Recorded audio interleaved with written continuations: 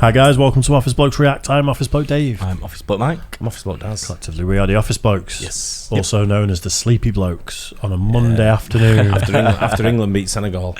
Yeah. Ooh, yeah. As well, so it was a late night for everybody yesterday, I think. Yeah, a few beers as well. I think everyone had I think a few a lot of beers. last night. I think there was a lot going down last night. Had a few at lunchtime as well. You can't beat the can you game of football, a Alleged- few beers, and you win. Yep. Even better. Allegedly a few beers at lunchtime. We can neither confirm nor deny. We had a few beers at lunchtime. And that's been confirmed, I'll confirm Dave. that. Right, Skid Row explained. Right, okay. We did a video that was LA's homeless problem recently, didn't we? I thought this was the band. It might be, yeah. So did I. I can't even name a single Skid Row song. They toured with Pantera way back in the day, I like couldn't tell you. years I ago. couldn't tell you. I probably know one if I heard one. Even if but I heard one, I wouldn't know. yeah, I don't think I've ever heard one in my life. I think probably heard one or two of them, but I've definitely I've heard of the some. band, but Yeah. I couldn't name one now. Or Dave's Underpants, as we know him as well. I don't wear underpants. Anyway, so that it was a bit of an eye opener, which I've heard people talk about very the much so, homeless yeah. problem. Is Skid Row Los Angeles as well? I think so, yeah. Right, okay. Because this goes back decades, doesn't it? This It's is sort of like an old saying, isn't it? If someone's on Skid Row, a really, really old saying. Yeah, you're right. It's sort of like It's like destitute, sort of. yeah, like, but it's used It's like sort when of you're on downtimes, isn't it? it's Yeah. sort of like used worldwide as a saying to just describe that type of situation, isn't it? Imagine your homeless problem becoming a global way to describe something. I know.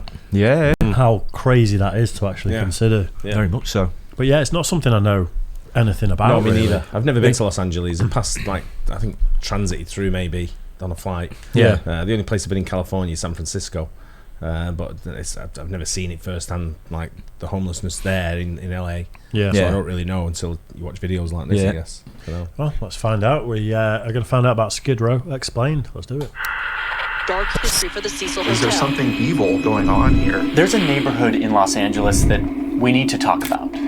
It's called Skid Row.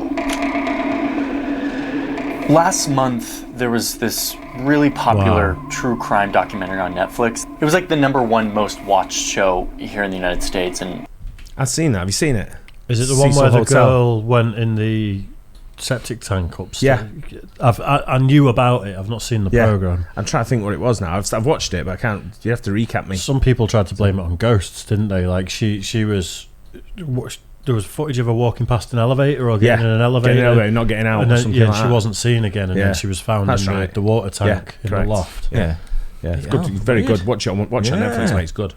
maybe around the world. And it was about this hotel that was right here in Skid Row. It's about a 21-year-old Canadian woman who disappeared after exhibiting some very strange behavior in an elevator. And yes, there's going to be plenty of spoilers here. The Hotel Cecil is haunted and it's got some sort of uncanny force. The show is haunting and confusing and thrilling and an appalling and insensitive abuse of the power of documentary filmmaking. The whole series feels like a true crime documentary, but there ends up being no crime at all. And the whole energy...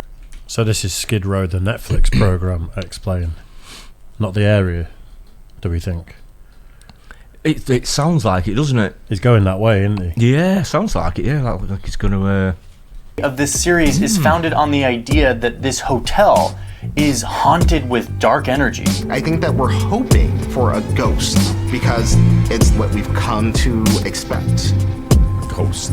I'm here to tell you that the Cecil Hotel in Los Angeles doesn't have dark energy.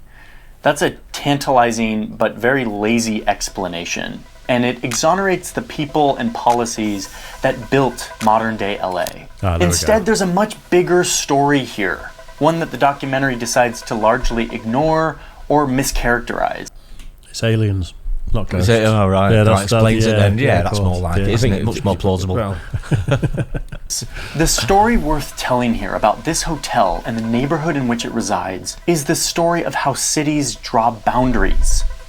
These subtle borders that are meant to contain the city's least wanted people. Once you understand what this looks like and how it happened in LA, you can understand how it happens in a lot of cities. And it helps you understand what's really going on with the Cecil Hotel. It's the story of a city and a microcosm of the American dream. Okay, first, let's establish what and where the Cecil Hotel is in LA. Here's downtown LA, and you have this financial district here with all these big buildings. A few streets over, you have the Cecil Hotel, right on the border of this 50-city block neighborhood called Skid Row, right in the heart of downtown LA. Go to Skid Row today and you are quickly brought into the plight of basic survival for nearly 5,000 homeless people. The reason why there's so many tents out here is because people can't afford to live in a house. Nearly half of them are considered to have serious mental illness, and life expectancy here is 48 years old, 30 years less than the US average. This small block of streets is surrounded by highly developed districts that every year become more shiny and more expensive. So how did Skid Row, this one small block of downtown, become where so many of the city's sick and marginalized gathered? Population. Way back when California was first taken from Mexico to become part of the United States, loads of Americans were moving west, moving to California. Some of them were looking for gold, and some were just looking for a new start. The US used to be really good at railroads, and they built a railroad across the entire country. That railroad ended right here in LA, right in the location of modern-day Skid Row. There is probably no single area holding so much of charm and beauty and the good things of life as Southern California. So you have a lot of people arriving around this train station looking for work. This area developed a reputation as being full of transient people coming to the West with dreams of gold and a new start, and instead ending up with neither. No jobs, no homes.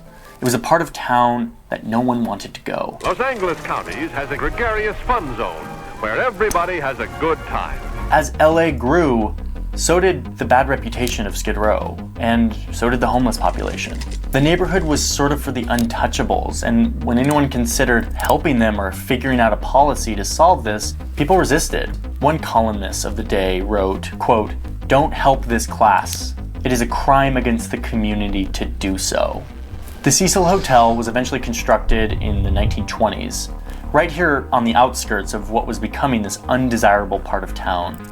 At the time, it was a grand hotel, built for business travelers. What turned the Cecil Hotel from this to this wasn't dark energy or mysterious forces, nor was it the fact that U2 played a concert on the roof right next to the Cecil Hotel in the late 80s. Oh, right. And that's how Skid Row started. I think that's it. U2 played a concert and it just went... Is that in the film they do? The documentary thing? What documentary? The Hotel Cecil. I've not seen it. Oh, you haven't? No. I thought you said you'd seen it before. Oh, the one on Netflix? Yeah. No, I just heard the story before. Okay. I think that U2 concert seems, for some reason in the back of my mind, it's in it, but I'm not sure. Yeah. Would have scared all the ghosts away, wouldn't it? What ghosts? See, I keep what to call it Cecil, Yeah. Same. Yeah. But it's not, it's Cecil. but Cecil. Yeah. No. What happened to the Cecil Hotel is something that happened to this whole neighborhood starting in the 1970s. When city planners and politicians started re-envisioning downtown LA, drawing lines on maps to contain the growing population of mentally ill and homeless. The goal here was to bulldoze all the decaying buildings in downtown and to make way for a new business district full of tall, shiny buildings. The original demolition plan included Skid Row, but the community leaders fought back, saying, listen, City of LA, if you demolish Skid Row without solving the underlying issues, you're just gonna have a bunch of smaller Skid Rows pop up scattered throughout the city. Homelessness isn't gonna go away if you just bulldoze the neighborhood. The city was like, yeah, you have a point. So they agreed upon setting firm borders that would be the quote containment zone, where the homeless and mentally ill could stay so that the surrounding neighborhoods could build nice big office buildings without the presence of the... It's bizarre, that, isn't it? It's like a sickening policy. like a segregation, isn't it? Like yeah. Containment positive zone sounds segregation. like... If you heard that coming out of China now, it'd be like they've got these containment zones where they put the homeless. You'd be like, oh, no, that's well sketchy. No, you believe it, wouldn't you? Just well, it probably happens, but just we don't hear about it anyway. Yeah. Well, that's what I mean, the perception from of... a Western point of view, yeah, he'd be a bit sketchy, but from an Eastern point of view, from the Far East, you'd be like, yeah, all right. Yeah. But the point is that's what you kind of half expect to hear from other countries, and to hear it from like the world's biggest economy. It's weird because I mean, it looks like it's been like that since the start, doesn't it? Yeah. You know, from when people started going in there looking for jobs, didn't get any. It sounds like it's just been like that forever. It's not like a neighbourhood that went bad. Yeah. It seems like it's been bad. Yeah, but if you're going to develop somewhere, you've got to fix that problem. And Absolutely. the only way to fix it is containment. You know, contain it, build around it, and then keep it there, and then reopen it, but don't move. Stay it's there. like, have they done anything since they've done the containment? But then, you know, they've got to go in and help these people, haven't they? And do something. Some people can't be helped. Oh no, some can't. But I mean, you wouldn't want to leave it. You'd at least try something, wouldn't you? You think? I mean, maybe they are doing. You know, I'm not saying that they're not or anything. You don't want no-go zones in your major metropolitan city that you're trying to tout as like being the epicenter of business. I wouldn't say they're not. I wouldn't say they're no-go zones. They're just very deprived. It looks like quite an intimidating place to go if you're not from around there and you've just wandered onto that block, and you're going to be like, maybe. Fuck, you know. But at the same time, you've got these are everywhere. Every city. Of course, absolutely, yeah. I think just most of the people that are on the streets in Skid Row would be in dilapidated houses on shitty estates in other places. Yeah. But the difference is they're behind brick. That's what I mean about helping. You know, if got dilapidated properties and stuff like that, you know, at least get some new properties. How would you help them? What with money? Well, don't want to give them fucking money. No, I don't think. Oh, some of them obviously need mental help, don't they? Clearly, but but I don't mean by giving them money, but at least start by getting some decent housing going, maybe. So there is somewhere for the people that do generally want to be helped. A lot of people, that's their lifestyle. We said but it. That's their lifestyle. That's they want to live like that. Absolutely agree. You'll never clear it up completely because some people will just want to live like that. I absolutely agree with that. Yeah. It's a very complicated issue. And of course it is, yeah. I don't think the US government are going to turn to the office blokes just yet to fix it. You never know. We're available for a fee. These undesirable populations. Within Skid Row, they constructed public bathrooms and benches and public spaces so that, as the city officials said, those amenities could, quote, act as a magnet to hold the undesirable population elements in Skid Row. Undesirable population elements. I get that. It's a very contentious thing to have to make policy around because you're going to sound like a scumbag no matter what you say. I agree with that, and they probably are thinking it's like not in my backyard, you know, keep them all over there because I'm spending millions on a property over here. Well, that's what a lot of people think, absolutely. So I get it. I think most humans would think the same if they're investing loads of money there and there's something going on there, but it's so hard to be able to articulate it without it being sounding like that. We looked at a property the other day, and right out, so you might know this, David. I don't think you might know because I don't think you're familiar with the area, but there's a tank parked on the road. Oh yeah. Right. Well, we looked at that property next to it. Yeah. Right. And I said, "What happens to the tank?" They went, "It's not parked illegally." I went, "But it's never moved." And to buy that property, the tank's that fucking right outside your door. Yeah. Wow. And it's in a proper eyesore. Yeah. It's like a proper old military tank that's covered in like leaves and shit. That property's not in a good state either. It's brand new, mate. The one just built it, brand new. It's been demolished and rebuilt. Oh, really? It's brand new. I've not seen it for a couple of years. Yeah, it's brand new. So who's the tank? That's what we asked. No one knows. They don't know whose tank it is. I mean, how many people have got a tank? It's absolutely madness, isn't it? Some crazy German guy that lives down the road. He's just driven it over from Dusseldorf and dumped it outside someone's house. It's part. They say it's part legal. I went. It's actually on the curb. Yeah, so it's not part legally. Clamp it then. Yeah. It's the same situation. When you're spending a lot of money on a property or whatever it may be, or you're looking at bringing, you don't want to be near the problem, and this is a problem. Yeah, absolutely. You know, we all provperties and houses in decent areas, don't we? Absolutely, it's the first thing you look at. I started off in a council house and then tried to move way up and get into a nicer area. So you know, we're all the same, aren't we? We all want that. Yeah. So, but you don't want to be on the doorstep of a homeless community. Yeah, you don't. True. If anyone does, good luck to you. Yeah, I suppose it's how that's been phrased a little bit. If the guy would have said we're going to build facilities to accommodate the people to make sure they at least have some sort of level of living, some sort of quality of life, we're going to provide toilets and we're going to provide outdoor seating. Which they've done that, but they've also maybe subconsciously provided the reason, like say, to keep them there as well. Yeah, well, it's just articulated it in a shit way. That's all. Let's keep them over there. So we'll, Yeah. But you've got that. Sometimes, I mean, you look at when you build. I mean, you look at in town, for example, they build these hostels where people can go and stay, and the homeless can go and stay, and it's only like £7 a night, whatever it is, $10 a night, and they go to there, but a lot of them don't want to go in there because it's dangerous when they go in. But Yeah. what happens is people start migrating from other areas to these hostels. Yeah. Because they're opportunists. You'll see, whether they're going to, whatever crime they're going to commit in that hostel. Yeah. Whether it be personal or whether it be property. Yeah, because there's things going there into drug dealing and stuff like that. It's it's not ideal. That's right. Wow. That is just a fantastic way to take human beings and turn them into units. It's so weird. Even though the borders of Skid Row, based on the city plan, were not like walls, they were just city streets. But the city planners made sure that they would have, quote, strong edges that will act as a buffer between Skid Row and the rest of the central city. They promised that when Skid Row residents enter the buffer, the psychological comfort of the familiar Skid Row environment will be lost. So how did they do this? One way they did this is with harsh lighting. Back in the old days, they had these historic lights on Main Street, which is one of the borders of Skid Row. They replaced those with like harsh prison lights to make it very just unpleasant to walk across the street. They put locks on the trash cans in the surrounding districts so people wouldn't leave Skid Row to come scavenge for food.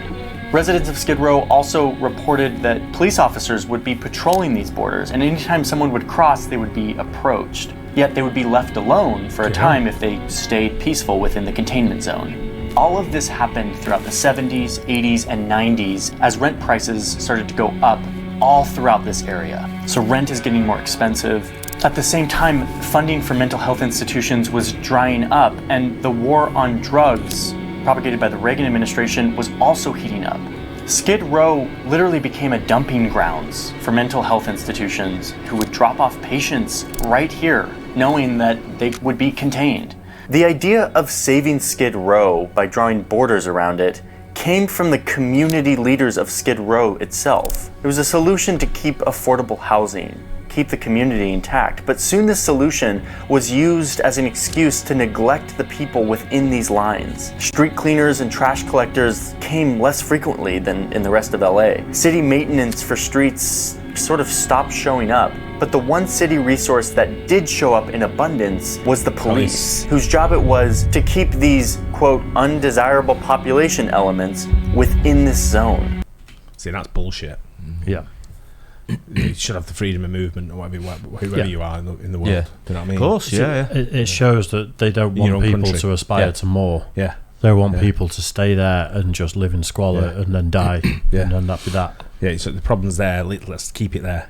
How long before money talks, though? Because that's clearly in a pretty affluent area, isn't it? Now Real it's estate. surrounded by a lot of money, and the cost of real estate there, it must be absolutely huge. There must be some companies thinking, we'd love to build on there. Yeah. We'd love to build that because it'd be so expensive anywhere else. How bad is it that you fucking, you're telling people like you can't move out of this area, and if you do, the police are coming in and moving you back into the zone and all that sort of thing. And That's like being under house arrest or something, isn't it? Prison, isn't it? Well, it is. Yeah, I mean, if you're not doing anything, anything wrong, you're not anything illegal, you should be able to go anywhere you want. Yeah, especially in your own country. Yeah, in public spaces and that, you should be able to do anything. You might find that there is, because they said community leaders fought to keep Skid Row, there might be some sort of covenant or something in place where it will remain in situ for the next 50 years or whatever, and there might be developers that have been eyeing it for the past 30 years, just maybe. going, the minute that ends, that's bought up, it's developed. You're right. blah, blah, You're blah. right there, Dave. But at the same time, politicians are so corrupt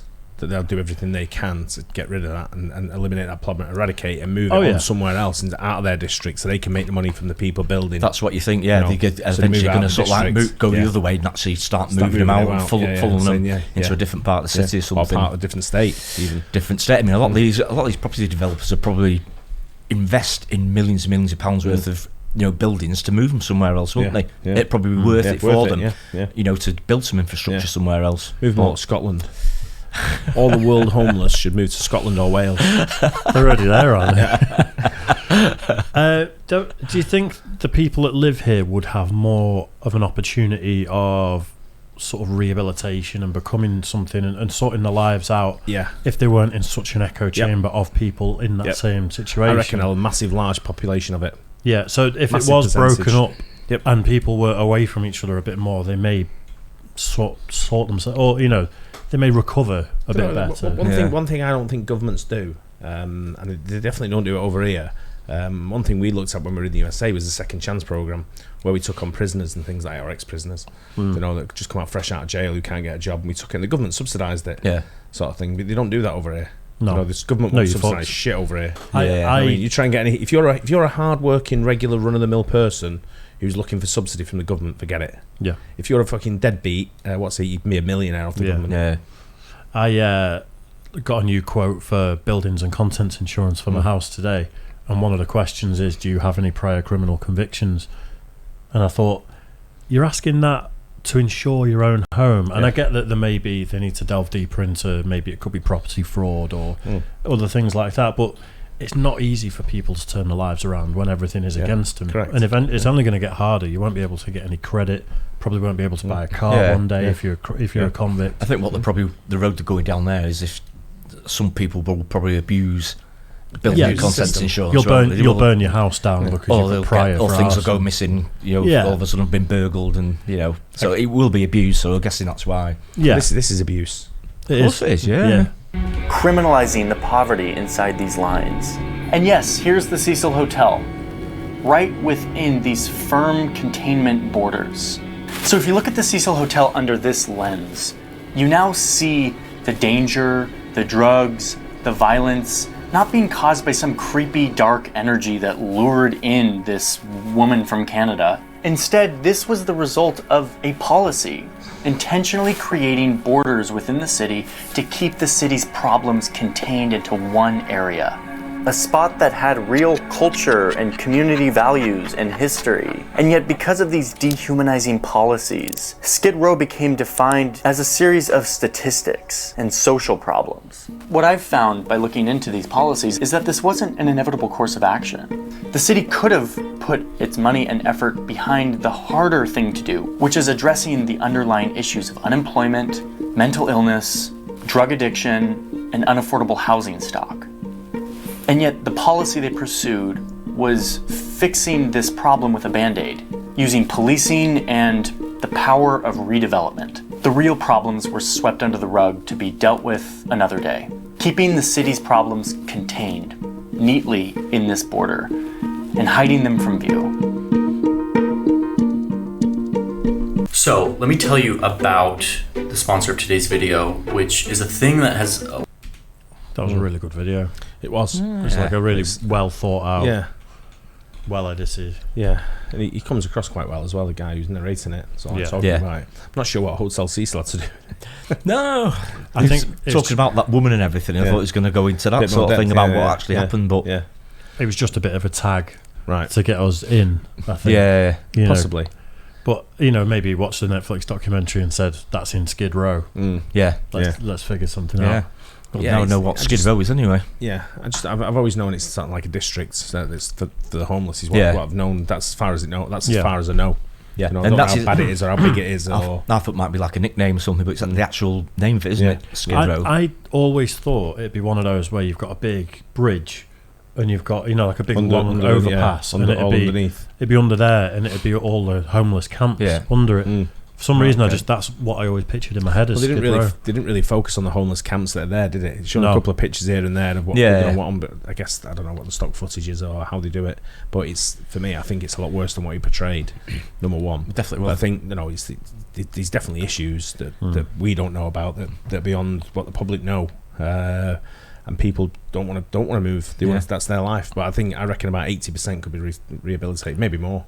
Yeah, 90% maybe. Probably it costs money, doesn't it? Yeah, it does. It costs a hell of a lot of money. But they waste money. But governments waste money on so much shit rather than sorting their own people out first.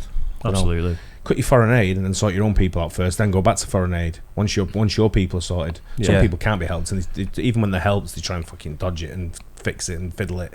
Yeah, you know what I mean. So they bend the rules to try and benefit them, even when you try to help them. Yeah. So it's not always the right method to do it. Even the containment there, that won't be cheap. I mean, the police will be patrolling all the time by the sound of it and keeping people in there. And it sounds like it's an unofficial policy that the police are doing that. So it's just the cops have probably got quotas to a degree, and you need to be getting drugs off the streets. So if they've had a bit of target, let's go down to Skid Row. Oh, you look sketchy. Yeah. You got crack. There you go. you hit your quota. It's like speed cameras over here at the moment. Speed cameras on a massive. They've earned more money in the last 6 months than they've earned in the last 20 years or something. Yeah. I read. Is it? Yeah, it's a stupid, ridiculous amount. And I'm like, absolutely everywhere, aren't they? Yeah. From both of you, isn't it?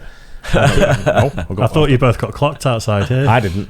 Did you not? No, I did. Did Aiden? I don't come that way. Yeah, Aiden got clocked. Yeah, A few people did, didn't they? Aiden got it. You got it. I got it. Yeah. Yep. I slowed down just in time. I go the other way. I never go that way anyway. Yeah. So, but that's what they do. They fucking hide behind the tree with a gun. Yeah. And get you on the speed.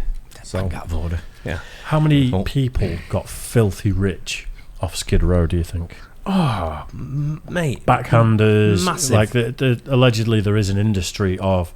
There's a huge government budget to sort out the homeless problem in LA that just pays like 6-figure wages for people to talk about the homeless problem in LA and not really do anything about it. Well, that's life in general now. When you come across anyone, no one does any work anymore. It's hard to find someone. You ask anyone what they do for a job, no one does anything productive, pretty much. Everyone just has teams meetings. Everyone's a consultant to advise people what, and I'm like, who are you advising then?